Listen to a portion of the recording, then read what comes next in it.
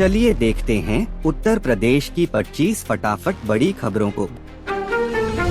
Gas supply में कटौती से उद्योगों पर भारी मार। कानपुर की सैकड़ों फैक्ट्रियां संकट में। केंद्र सरकार के पाइप्ड नेचुरल गैस की आपूर्ति में 20% कटौती के फैसले का असर अब साफ दिख रहा है। कानपुर नगर, कानपुर देहात और उन्नाव की बिस्किट, कन्वेंशनरी, नमकीन, रबर, इंजीनियरिंग, पैकेजिंग और स्टील से जुड़ी 250 से 375 इकाइयां मुश्किल में फंस गई हैं। गैस की कमी से उत्पादन में 20% तक कटौती हो गई है। कई फैक्ट्रियां अब सिर्फ 5 दिन ही चलेंगी। लागत बढ़ने और काम घटने से अस्थायी कर्मचारियों की छंटनी भी शुरू हो गई है। डिग्री कॉलेजों में 2270 शिक्षक पदों पर भर्ती जल्द। ट्रांसफर प्रक्रिया अब पूरी तरह ऑनलाइन। उच्च शिक्षा निदेशक डॉक्टर BL शर्मा ने बड़ी घोषणा की। यूपी के राजकीय और सहायता प्राप्त डिग्री कॉलेजों में कुल 2270 शिक्षकों की भर्ती जल्द होगी। इसमें 1253 पदों के लिए यूपी लोक सेवा आयोग का विज्ञापन जारी है, जबकि बाकी 1017 पदों पर यूपी शिक्षा सेवा चयन आयोग तैयार है। साथ ही शिक्षकों का एकल ट्रांसफर अब पूरी तरह ऑनलाइन होगा। लखनऊ जंक्शन पर दृष्टिबाधित यात्रियों के लिए ब्रेल में स्टेशन नक्शा जारी। पूर्वोत्तर रेलवे लखनऊ मंडल ने यात्रियों की सुविधा बढ़ाई है। स्टेशन पर स्वच्छ पानी, बैठने की जगह, डॉर्मेट्री और ट्रेन जानकारी के डिस्प्ले बोर्ड पहले से हैं। अब दृष्टिबाधित यात्रियों के लिए ब्रेल लिपि में स्टेशन का नक्शा लगाया गया है। इससे वे बिना किसी मदद के प्लेटफॉर्म और सुविधाओं का पता आसानी से लगा सकेंगे। मंडल रेल प्रबंधक ने स्टेशन को और सुलभ बनाने का कदम उठाया है। कानपुर में गैस संकट गहराया, हेल्प डेस्क बेअसर। शिकायतें बढ़ी तो अफसरों के मोबाइल बंद। कानपुर जिले में LPG सिलेंडर की भारी किल्लत से आम लोगों की मुश्किलें बढ़ गई हैं। पिछले हफ्ते से रोज 20,000 से ज्यादा उपभोक्ता एजेंसियों के बाहर लंबी लाइनों में खड़े हैं। एजेंसी संचालकों की मनमानी और आपूर्ति कमी से समय पर गैस नहीं मिल रही। जिला पूर्ति विभाग ने हेल्प डेस्क बनाई, लेकिन शिकायत करने पर पूर्ति निरीक्षक और लिपिकों के मोबाइल बंद मिल रहे हैं। जनता में गुस्सा बढ़ता जा रहा है। लखनऊ वाराणसी हाईवे बनेगा ग्रीन कॉरिडोर। सुल्तानपुर मार्ग से यात्रा होगी तेज और सुगम। यूपी सरकार सड़क बुनियादी ढांचे को मजबूत करने की बड़ी पहल कर रही है। लखनऊ से सुल्तानपुर होते हुए वाराणसी जाने वाले हाईवे को ग्रीन कॉरिडोर के रूप में विकसित किया जाएगा। सड़क को आधुनिक सुविधाओं से अपग्रेड किया जाएगा, जिससे यात्रा तेज, सुरक्षित और आसान होगी। दोनों ओर हरित पट्टी विकसित कर पर्यावरण संरक्षण को भी बढ़ावा मिलेगा। यूपी में छोटे कारोबारियों को बड़ी राहत। फूड लाइसेंस नियमों में बदलाव 1 अप्रैल से लागू। योगी सरकार ने छोटे कारोबारियों और स्ट्रीट फूड विक्रेताओं को राहत दी है। फूड लाइसेंस और पंजीकरण के नियम बदले गए हैं। अब हर साल लाइसेंस नवीनीकरण जरूरी नहीं होगा। नगर निगम या स्ट्रीट वेंडर्स अधिनियम 2014 के तहत पंजीकृत ठेले, खोमचे और फेरी वाले स्वतः FSSAI में पंजीकृत माने जाएंगे। इससे दोबारा रजिस्ट्रेशन और कागजी झंझट से छुटकारा मिलेगा। नए नियम 1 अप्रैल से लागू होंगे। LPG संकट के बीच ट्रेनों में मिलेगा रेडी टू ईट खाना। IRCTC की नई तैयारी। LPG आपूर्ति प्रभावित होने से रेलवे ने यात्रियों के भोजन की व्यवस्था बनाए रखने के लिए कदम उठाए हैं। IRCTC ट्रेनों में रेडी टू ईट खाना उपलब्ध कराने की योजना पर काम कर रहा है। यह पैकेट में पैक रहेगा, गर्म पानी डालने पर कुछ मिनटों में तैयार हो जाएगा। बेस किचन में इंडक्शन और इलेक्ट्रॉनिक बर्तनों के इस्तेमाल के निर्देश भी जारी किए गए हैं। बेमौसम बारिश पर सख्त CM योगी। फसल नुकसान का तुरंत सर्वे और राहत के साफ निर्देश। मुख्यमंत्री योगी आदित्यनाथ ने बेमौसम बारिश और आकाशीय बिजली से फसलों को हुए नुकसान का तुरंत आकलन करने के सख्त आदेश दिए हैं। सभी जिला अधिकारियों और संबंधित विभागों को फील्ड में उतरकर किसानों से सीधा संवाद करने और उनकी समस्याएं सुनने को कहा गया है। CM ने स्पष्ट निर्देश दिए हैं कि खराब हुई फसलों वाले किसानों को नियमानुसार तुरंत राहत और मुआवजा दिया जाए। साथ ही बारिश और बिजली गिरने से हुई जनहानि के मामलों में पीड़ित परिवारों को भी फौरन आर्थिक सहायता पहुंचाने के आदेश जारी किए गए हैं। परिषदीय स्कूलों में हर पीरियड के बाद बजेगी घंटी। समयबद्ध पढ़ाई के लिए बीएसए का सख्त निर्देश। प्रयागराज जिले के परिषदीय स्कूलों में अब पढ़ाई को पूरी तरह व्यवस्थित करने के लिए हर कक्षा के बाद घंटी बजाना अनिवार्य कर दिया गया है। बेसिक शिक्षा अधिकारी ने सभी स्कूलों को इस संबंध में लिखित निर्देश जारी किए हैं। शिक्षकों को तय समय सारणी के अनुसार ही शिक्षण कार्य करना होगा। एआरपी सहयोगात्मक पर्यवेक्षण के बाद अपनी डायरी भी भरेंगे। हाल की समीक्षा बैठक में निपुण लक्ष्य ऐप, शिक्षक संदर्शिका, शिक्षक डायरी और शिक्षण सामग्री के सही उपयोग पर विशेष जोर दिया गया है। राज्य विश्वविद्यालय में शुरू होगा 4 वर्षीय बीए बीएड कोर्स। अगले सत्र में मिल सकते हैं 62 नए शिक्षक। प्रोफेसर राजेंद्र सिंह। राज्य विश्वविद्यालय में जल्द ही 4 वर्षीय एकीकृत बीए बीएड पाठ्यक्रम शुरू होने जा रहा है। नई शिक्षा नीति के तहत इस कोर्स को लागू करने की तैयारियां तेज हैं। इससे छात्र छात्राओं को एक साथ स्नातक डिग्री और शिक्षक प्रशिक्षण मिल सकेगा। विश्वविद्यालय प्रशासन का कहना है कि इस कोर्स से शिक्षा की गुणवत्ता में सुधार होगा और विद्यार्थियों को बेहतर रोजगार के अवसर मिलेंगे। साथ ही अगले शैक्षणिक सत्र में विश्वविद्यालय को करीब 62 नए शिक्षकों की नियुक्ति मिलने की संभावना है।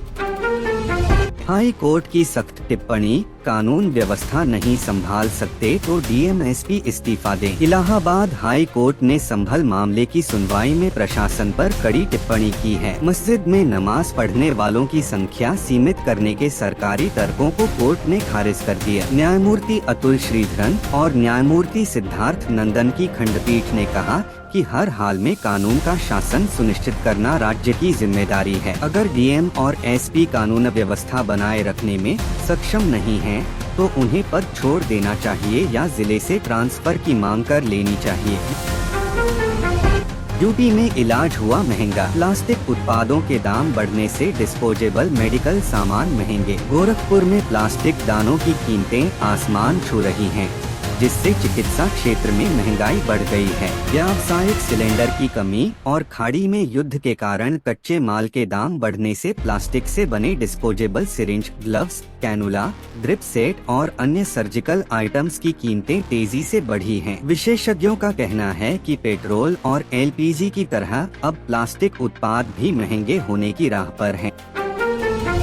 एक्शन मोड में योगी सरकार। स्वतंत्र देव ने बाढ़ बचाव कार्यों की समीक्षा, 15 जून तक पूरा करने के निर्देश। उत्तर प्रदेश सरकार मानसून से पहले बाढ़ सुरक्षा को लेकर पूरी तरह अलर्ट मोड में है। जल शक्ति मंत्री स्वतंत्र देव सिंह ने सिंचाई एवं जल संसाधन विभाग के सभागार में बाढ़ बचाव कार्यों की प्रगति की गहन समीक्षा की। बैठक में गोंडा, श्रावस्ती, बहराइच, बाराबंकी, अयोध्या और अम्बेडकर नगर जिलों की तैयारियों का जायजा लिया गया। मंत्री ने अधिकारियों को सख्त निर्देश दिए कि बाढ़ आने से पहले सभी जरूरी कार्य 15 जून तक पूरे कर लिए जाएं, ताकि संभावित बाढ़ में जनता को कोई असुविधा न हो। योगी सरकार ने गोरखपुर को दी 20 नई इलेक्ट्रिक बसों की सौगात। अयोध्या और बनारस तक चलेंगी। सड़क परिवहन को आसान और पर्यावरण अनुकूल बनाने के लिए योगी सरकार ने गोरखपुर में 20 नई इलेक्ट्रिक बसें चलाने की घोषणा की है। ये बसें गोरखपुर के 2 मुख्य बस स्टेशनों से अयोध्या, बनारस, सोनौली और अन्य अहम रूटों पर संचालित होंगी। लंबी दूरी के यात्रियों को अब डीजल बसों की बजाय स्वच्छ और शांत इलेक्ट्रिक बसों से सफर करने का मौका मिलेगा। सरकार का मकसद है कि यातायात सुविधा बढ़ाने के साथ साथ पर्यावरण संरक्षण की दिशा में भी मजबूत कदम उठाना।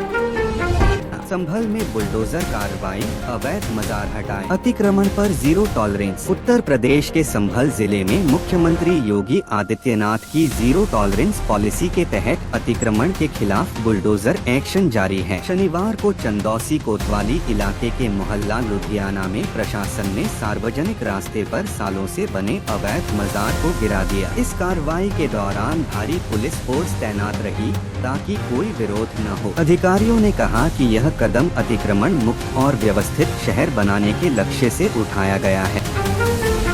केशव मौर्य का अखिलेश पर तीखा हमला, बोले देशद्रोही नहीं कहूँगा लेकिन देशभक्ति पर संदेह। उप मुख्यमंत्री केशव प्रसाद मौर्य ने प्रयागराज में समाजवादी पार्टी अध्यक्ष अखिलेश यादव पर जोरदार निशाना साधा। उन्होंने कहा कि वह अखिलेश को देशद्रोही तो नहीं कह सकते, लेकिन उनकी देशभक्ति पर जरूर शक है। केशव मौर्य ने बताया कि ईरान, अमेरिका और इजराइल के बीच तनाव से दुनिया ऊर्जा संकट झेल रही है। ऐसे वक्त में विपक्षी नेता माहौल बिगाड़ने और अफवाहें फैलाने का काम कर रहे हैं। उन्होंने आरोप लगाया कि अखिलेश यादव और राहुल गांधी के बयानों से देश में दहशत का माहौल बन रहा है। चैत्र नवरात्र से पहले सीएम योगी की जनता को पाती, बेटियों को अवसर देने की अपील। चैत्र नवरात्र से पहले मुख्यमंत्री योगी आदित्यनाथ ने प्रदेशवासियों के नाम योगी की पाती लिखकर शुभकामनाएं दी हैं। उन्होंने कहा कि नवरात्र भक्ति, शक्ति और नव चेतना का पर्व है। सीएम ने अपील की कि घर घर कन्या पूजन की तरह ही बेटियों को जीवन में आगे बढ़ने के समान अवसर दिए जाएं। सनातन नव संवत्सर की शुभकामनाएं देते हुए कहा कि पिछले 9 वर्षों में यूपी ने संकल्प से सिद्धि की गौरव यात्रा तय की है। समाज और प्रदेश तभी सशक्त बनेगा जब बेटियां समर्थ, शिक्षित और आत्मनिर्भर होंगी। इमरजेंसी पिल पर सख्त नियम, महीने में 2 बार से ज्यादा इस्तेमाल पर चेतावनी, बिना पर्चे नहीं मिलेगी। इमरजेंसी गर्भनिरोधक गोलियों के बढ़ते इस्तेमाल को लेकर स्वास्थ्य नियामकों ने सख्ती बरतने की तैयारी की है। केंद्र के औषधि तकनीकी सलाहकार बोर्ड ने सिफारिश की कि लेवोनॉर्जेस्ट्रेल आधारित इमरजेंसी पिल के पैकेट पर साफ चेतावनी लिखी जाए कि इसे महीने में 2 बार से ज्यादा न लें। साथ ही स्पष्ट किया जाए कि यह गोली HIV या अन्य यौन संचारित संक्रमणों से सुरक्षा नहीं देती है। यक्ष ऐप पर 24,397 अपराधियों का डाटा दर्ज। एक क्लिक में खुलेगी हिस्ट्री शीटर और गैंग की पूरी कुंडली। वाराणसी रेंज में अपराधियों पर नजर रखने के लिए पुलिस ने यक्ष ऐप को मजबूत हथियार बना लिया है। अब तक इस ऐप पर 24,397 अपराधियों का सत्यापन कर उनका पूरा रिकॉर्ड फीड किया जा चुका है। चंदौली, जौनपुर और गाजीपुर के 3,410 हिस्ट्री शीटर और 419 गैंगों के 1,855 बदमाशों की जानकारी दर्ज है। गाजीपुर में सबसे ज्यादा 10,469 अपराधी चिन्हित किए गए हैं। 2027 चुनाव से पहले संजय निषाद का बड़ा बयान, बीजेपी से मांगी हार वाली सीटें। उत्तर प्रदेश के 2027 विधानसभा चुनाव से पहले सियासी सरगर्मियां तेज हैं। गोरखपुर में कैबिनेट मंत्री और निषाद पार्टी अध्यक्ष संजय निषाद ने बड़ा बयान दिया है। उन्होंने कहा कि निषाद पार्टी पूरी ताकत से चुनाव की तैयारी कर रही है और एनडीए के साथ मिलकर बड़ी जीत हासिल करेगी। संजय निषाद ने भाजपा से अपील की कि जिन विधानसभा सीटों पर भाजपा जीत नहीं पा रही या हार रही है, वे सीटें निषाद पार्टी को सौंप दी जाएं।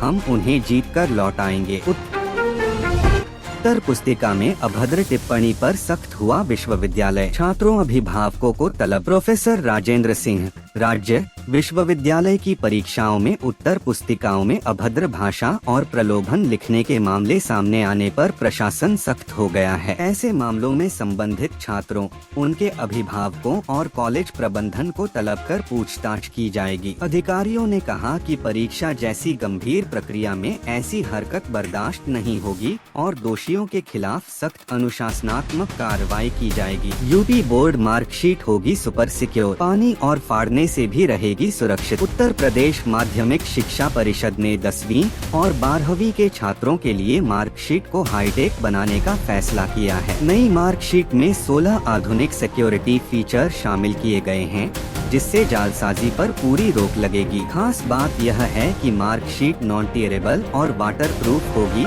न आसानी से फटेगी न पानी से खराब होगी। बोर्ड का कहना है कि इससे छात्रों के दस्तावेज सुरक्षित रहेंगे।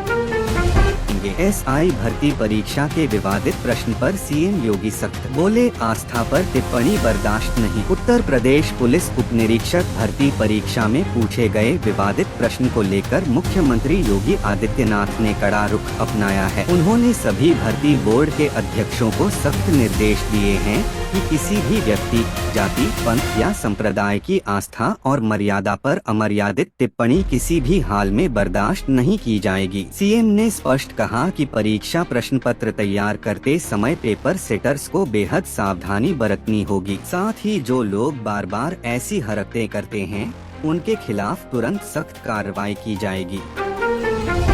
यूपी रोडवेज की 2 बड़ी पहल, 3550 गाँवों तक मिनी बस सेवा और बसों से पार्सल भेजने की सुविधा शुरू। उत्तर प्रदेश में रोडवेज ने यात्रियों और ग्रामीणों के लिए 2 महत्वपूर्ण सुविधाएं शुरू की हैं। मुख्यमंत्री ग्राम परिवहन योजना के तहत गोरखपुर और बस्ती मंडल के करीब 3550 गाँवों को मिनी बस सेवा से शहरों से जोड़ा जाएगा। 15 से 28 सीटर जनरल, एसी और इलेक्ट्रिक बसों का संचालन परिवहन निगम की देखरेख में होगा। इससे ग्रामीणों का आवागमन आसान होगा और स्थानीय स्तर पर रोजगार के नए अवसर भी पैदा होंगे। साथ ही अब रोडवेज बसों से पार्सल भेजने की नई सुविधा भी शुरू हो गई है, जिससे लोगों को सामान भेजने में आसानी होगी। जेल से परीक्षा देने पहुंचा साइबर फ्रॉड का आरोपी, दिल्ली पुलिस की सुरक्षा में लखनऊ लाया गया। Uttar Pradesh police sub inspector भर्ती परीक्षा के दौरान एक अनोखा मामला सामने आया है। साइबर फ्रॉड के आरोप में दिल्ली की सेंट्रल जेल में बंद एक आरोपी को परीक्षा दिलाने के लिए विशेष सुरक्षा में लखनऊ लाया गया। जानकारी के मुताबिक प्रयागराज का रहने वाला अंकित त्रिपाठी दिल्ली की सेंट्रल जेल में बंद है और वह दरोगा भर्ती परीक्षा का अभ्यर्थी है। अदालत की अनुमति मिलने के बाद दिल्ली पुलिस ने उसे वैन से कड़ी सुरक्षा के बीच लखनऊ पहुंचाया, जहां उसने परीक्षा दी। तो यह थी आज की 25 फटाफट बड़ी खबरें। अगर आपको न्यूज़ पसंद आई हो तो वीडियो को लाइक और शेयर जरूर करें। धन्यवाद।